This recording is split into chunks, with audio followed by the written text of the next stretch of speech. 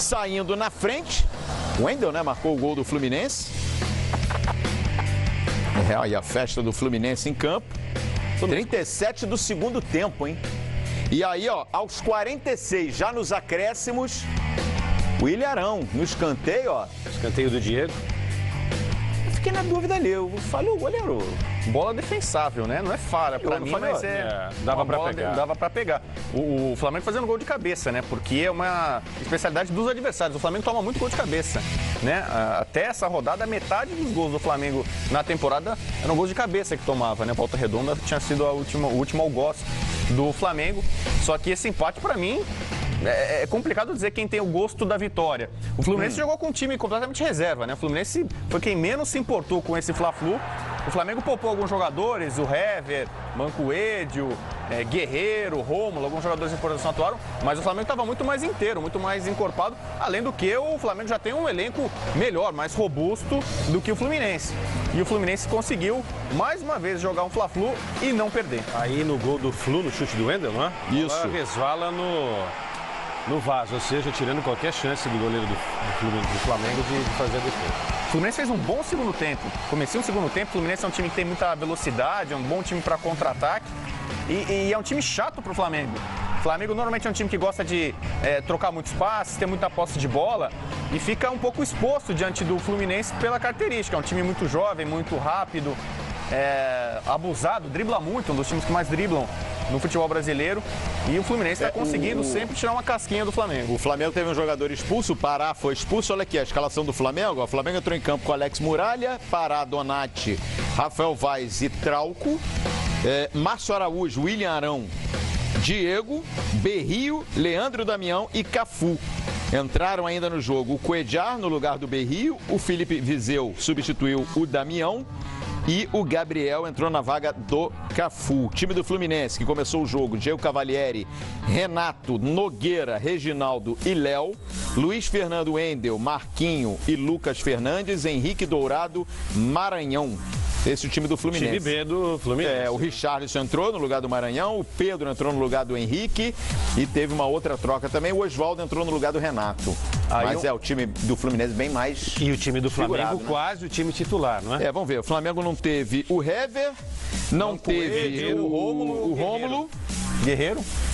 E não teve o Guerreiro. Não teve o Everton também. Você pode discutir um pouco o titular, né? Quem que é? Por exemplo, você pode discutir Everton e Mancoejo, mas do lado do Fluminense, aí sim o time praticamente reserva. Olha aí, ó, os cruzamentos das semifinais da Taça Rio, os cruzamentos definidos, Vasco e Flamengo, Botafogo e Fluminense, definição da Taça Rio. Fluminense ganhou a Taça Guanabara, né? E aí já temos os times com o futuro traçado na Taça Rio. O Vasco contra o Flamengo, o Vasco tem a melhor campanha e foi o líder do grupo C. E Botafogo tem essa vantagem contra o Fluminense. Perfeito. Aliás, também outro problema, né? São jogos que a gente vai discutir a importância ou não. Onde vão ser esses jogos todos, né? Agora terão muitos clássicos pela frente no Rio de Janeiro. E eu não sei se serão no Rio de Janeiro. É muita briga, muito empecilho. Se for Botafogo e Flamengo, Newton Santos ou não. Se os dois forem aqui no Rio, né, na capital, eles não podem ser no mesmo dia. Ou seja, se um jogo tiver marcado por o Newton Santos e outro Maracanã, então um deles vai ter que ser no sábado. Maracanã? O Fluminense não consegue o Maracanã nem para a Copa Sul-Americana. Eu tô imaginando o Maracanã aqui, não, que o Fluminense vai jogar no Maracanã. Então, mas a luta que ele teve para conseguir essa... O Fluminense vai valer o direito dele, né? Ele tem um contrato em vigor, com um consórcio. Mas foi na justiça, ó, abre o portão que eu vou jogar aqui. Flamengo, para jogar na Libertadores, teve que pagar, tirar dinheiro do bolso, se esforçar. O Flamengo, o contrato, eu também não sabia. O Flamengo teve o contrato com o consórcio vencendo em dezembro do ano passado. Então, por isso o Flamengo entrou naquele jogo contra o São Lourenço como inquilino, né? Pagou uma taxa altíssima, 1.300.000, só de aluguel. Mas esse valor, pelo que a gente tem acompanhado, esse valor já caiu muito. A própria federação já negociava com o consórcio jogos por 600 mil, enfim, de aluguel. Agora você imagina, o Flamengo fez esse investimento porque ele sabia que era uma estreia na Libertadores, a torcida ia lotar, ia ter uma renda superior, ele até conseguiu fazer um bom lucro com isso.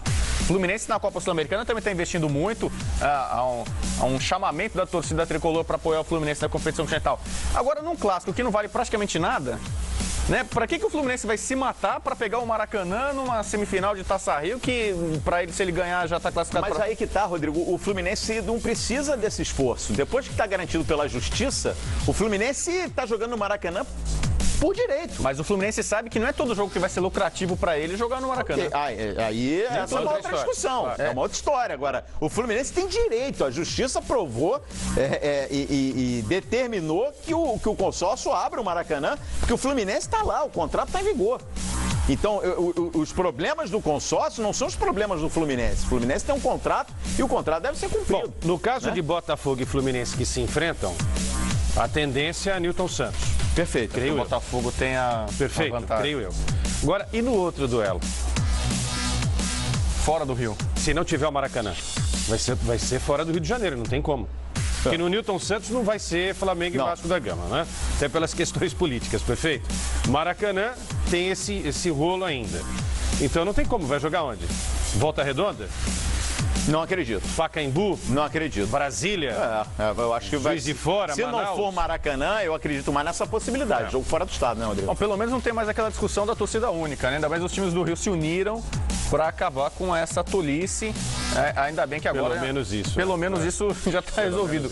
Era muita polêmica anterior, agora é só questão de onde vai jogar. Muito bem, vamos girando nossa reportagem. Vamos a Cariacica? Então vamos lá, vamos bater um papo com o Juliano Lima. Ele acompanhou no estádio esse empate do Fluminense com o Flamengo, 1-1, e chega agora com as informações aqui no Rodada Fox. Muito boa noite, Juliano Lima. Seja bem-vindo ao Rodada.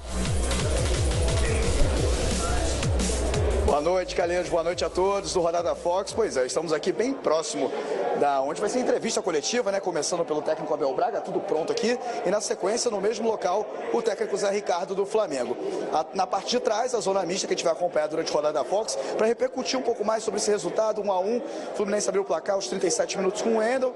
E aí, aos 45, no finalzinho, o Flamengo chegou ao empate com o Ilharão, enfim, 1-1. Numa partida que o Fluminense teve uma chance em tanto. Aquela bola na linha que o Trauco tirou realmente do Léo. O Trauco tirou ali de cabeça, foi realmente uma grande chance do Fluminense. O Flamengo teve boas oportunidades com o Diego. O Diego não jogava já há um bom tempo, desde a partida contra a Universidade Católica pela Libertadores. Enfim, a última partida dele foi justamente contra o Fluminense no Campeonato Carioca, né, naquela decisão da Taça Guanabara. De lá pra cá, não estava jogando pelo estadual e voltou agora, né, no elenco aí com 5 jogadores de fora, 5 considerados titulares aí. Tem o Guerreiro que estava de fora, o Everton estava de fora, o Mancoejo de fora, o Hever de fora e o Rômulo também de fora.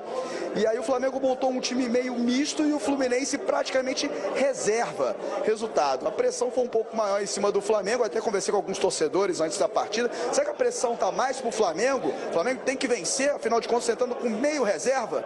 Os torcedores ficaram do Fluminense principalmente. A pressão é deles, a gente tá tranquilo. O Fluminense entrando com time reserva. Foi mais tranquilo, o Fluminense chegou ao primeiro gol, o Flamengo chegou ao empate, até teve chance de virar o jogo, o Fluminense também teve boas oportunidades no segundo tempo, enfim, um segundo tempo bem mais movimentado.